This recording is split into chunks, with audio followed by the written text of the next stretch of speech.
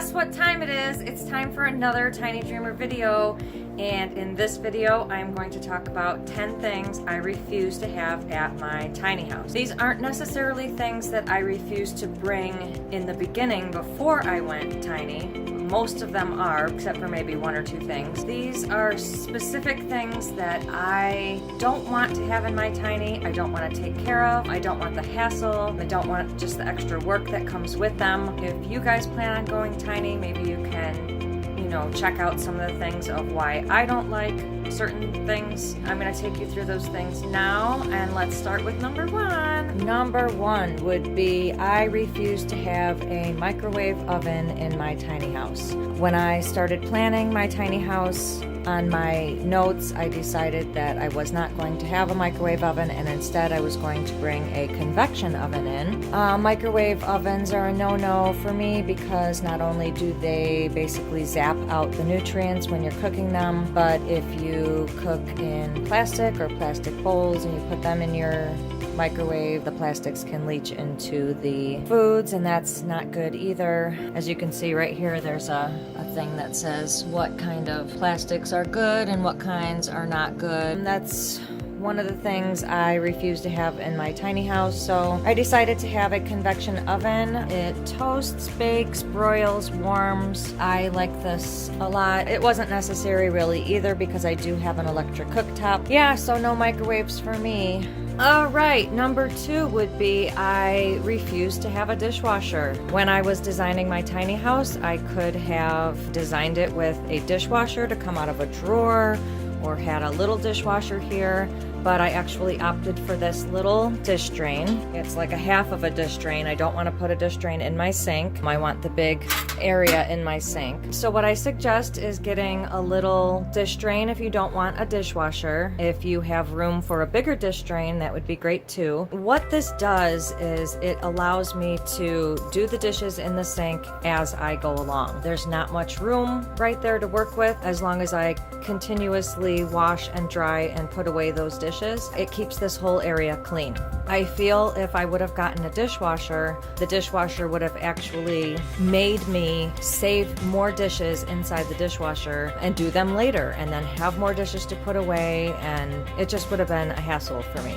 Yeah, that's number two on what I refuse to have in my tiny house. Number three, I refuse to have a stove in my tiny house. Although I'm not a big cooker, I would like to start cooking more, but instead of cooking on a stove, because I didn't want propane. I did not want to have to deal with any kind of gas or propane or going, to go get something refilled and stuff like that. It's to me, that is a bigger hassle than just having this electric stovetop little cooker here that cooks all my meals just perfectly fine.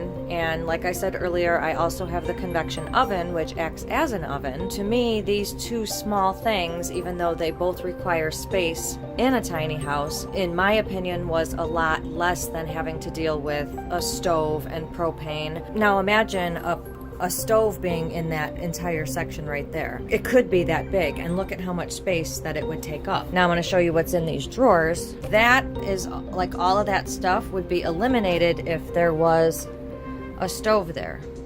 Not necessarily eliminated, but a lot less room. You would have to put everything that was in these drawers, and then that would eliminate what's in these drawers. So if you can see, that's the only amount of room that takes up, and you can even unplug it and put it away in one of your drawers if you need tabletop or countertop room. But I leave mine there all the time because it doesn't take up much room. And last but not least, if you are going to get something like that, you need to design this whole area in order for it to fit. In the beginning of my build, one of those cabinets right there was over there. Now look at the difference in the height of the cabinets. This cabinet used to be over there, but that white thing, which is the range hood, would have had to go underneath one of these, and then that stovetop would have been up a couple inches, and that would have left only 5 or 6 inches for a pot or a pan to get through.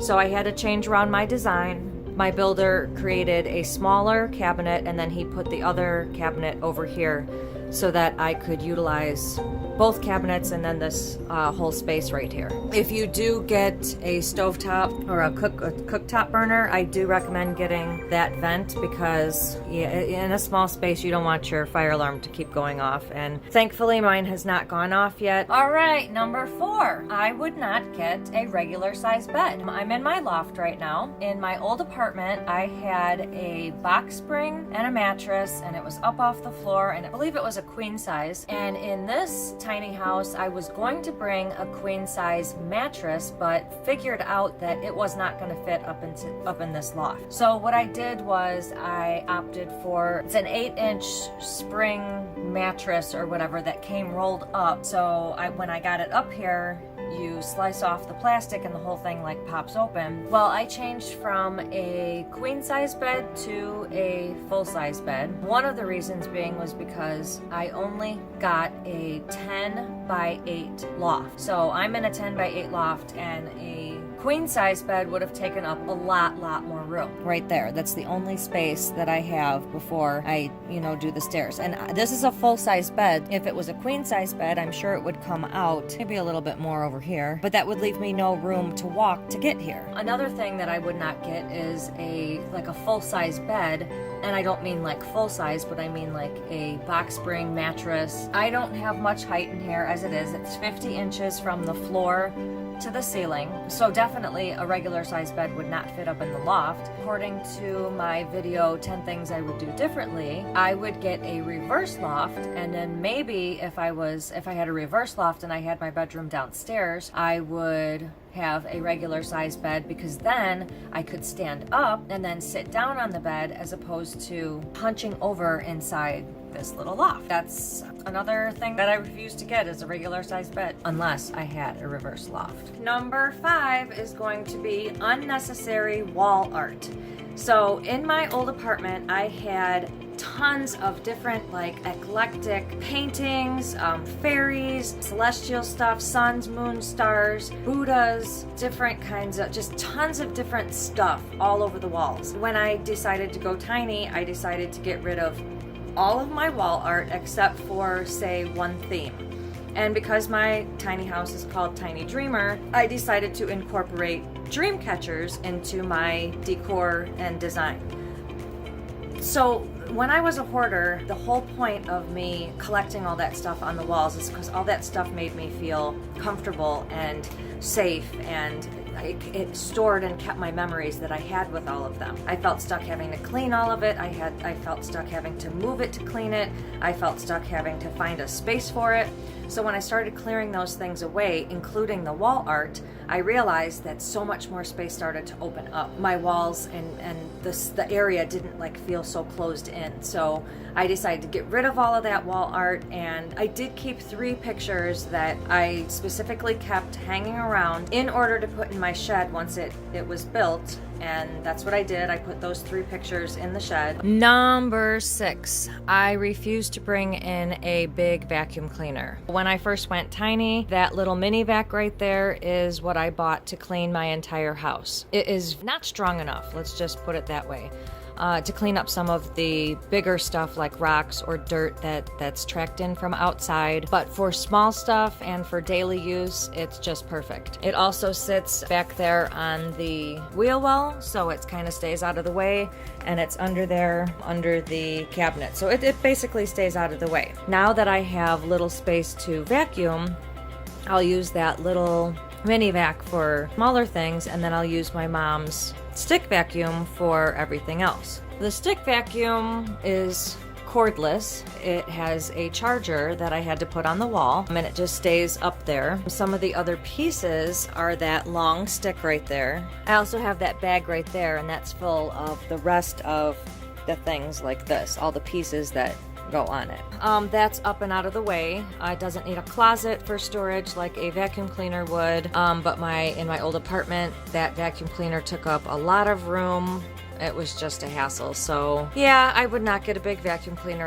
Okay, number 7. I refuse to have cat towers in my house. I'm walking up to my cat loft right now. When I was in my apartment, I had about 4 different cat towers. I said to myself, I'm not bringing not one of them in. I'm not bringing any of them in there because there's no room. They can deal with beds, they can deal with scratching posts, and they can deal with me trying to build something on the walls to replace cat towers. I have cat towers, like big cat towers. I'm going to make an exception for this one. So far so good because they actually really like it. It's out of the way, and it also has scratching posts on it so that they can utilize it in a couple different ways. Rocky is sometimes seen sitting up at the top of it. Yeah, let's go take a look. There's the little cat tower that I decided to keep. Notice it's pretty much out of the way. It's right next to the bookcase. It's just really out of the way. It's not downstairs. It's not taking up much room. Cats love to sit up there. It's an extra layer. So that is another thing that I refuse to bring in my tiny house, which is probably bigger cat towers. Like I said, I'm going to make an exception for this one. Number 8 is cable. I refuse to have cable inside my house. In my old apartment, I had cable and I barely watched TV, so I was sitting there spending like $150 a month on cable. In the process of choosing to go tiny, I decided to just get Netflix, which is, I believe I pay $7.99 a month. And I also have the Fire Stick, which the Fire Stick is this little doodad thing right here that basically has TV on it. You just plug it in. I'll show you on the TV. All right, so I just turned the TV on, and basically, if you get Fire Stick, this is what you're going to see. If you have Netflix, you'll be able to work Netflix. If you have, if you have a YouTube channel, you can sign in and watch YouTube videos. You could use the internet if you put in your password and stuff. You have HBO cable and you have HBO Now, you can access it through Fire Stick. Prime Video if you have Prime. And then there's all these other things that you can get. But this, I believe, was only $40, and all of these things you can watch forever and for free, except for if you have Netflix, you have to pay for it. I believe you can get Hulu, and then there's all these different channels that you can get. I really haven't explored it, but I didn't want to pay $150 for cable. So now I don't have a cable bill, and I can just put Netflix on or this, Fire Stick, and just watch whatever is available here. I can put Pandora on, I can download different apps. So there's a lot of things that you can do on here, and you don't pay much money for it. You don't have a bill. So yeah, I refused to get cable in my house and decided to go a more affordable way. Not only that, I do have a VCR, and I also brought some of my movies. I decided to sell most of my movies, but my favorite ones I brought with, so that's why I brought the DVD player. My TV used to hang from there, but I decided to put it in my room because I was not watching it when it was up there. So see, that shows you how much I watch TV. So yeah, that's why I do not need cable. It's not welcome in my house. Number 9 would be a bathtub. I do not want a bathtub in my tiny house because I love my shower. I don't want a bathtub. I did not want a bathtub, and I refuse to have one in my house. In my old apartment, I had a bathtub, and I do not take baths. So even though I don't take baths, I still had to clean the rest of the bathtub that I didn't use. And I don't want to clean any more than I have to because I just don't want to do that. In my tiny house, I decided to get a shower. It's just a standard shower. I did not want a bathtub. I did not want that extra space. I didn't want to design for the extra space. I didn't want to pay for the extra space. So yeah, a bathtub is not welcome in my house either. If I wanted to switch anything around, I would try, but I don't think I would. So if I wanted to, I could transform it into a tub, but again, I don't want a tub and have an outdoor shower, but yeah, I don't want to do that. Yeah, number 9 would be bathtub. Don't want a bathtub. Love my shower though. Last but not least, number 10. I did not want a regular flush toilet, so I did not get one. Although I do use the campground water, people have been asking me, well, you said you wanted to save water. by getting a compost toilet, but you're still wasting water by using the campground water and not recycling it? My answer to that is, before I went tiny and when I went tiny, I had a water reclamation system. So I was saving water and I was recycling 150 gallons of water over and over and over again, and that's what I was using. But that water system didn't really work out and I got a full refund for it. I started using the campground water, which became cleaner and easier to use. I prefer to use the campground water now, but at least I'm not wasting flush water, like potable drinking water, when I flush my toilet, because I don't flush my toilet. All right, so that was it. That was 10 things that I refuse to bring into my tiny house. I hope some of these things help you in your design or your build while going tiny or while trying to go tiny. Maybe these things will help you, before you go tiny. If you like this channel, please like, share, and subscribe, and I will see you guys in the next video.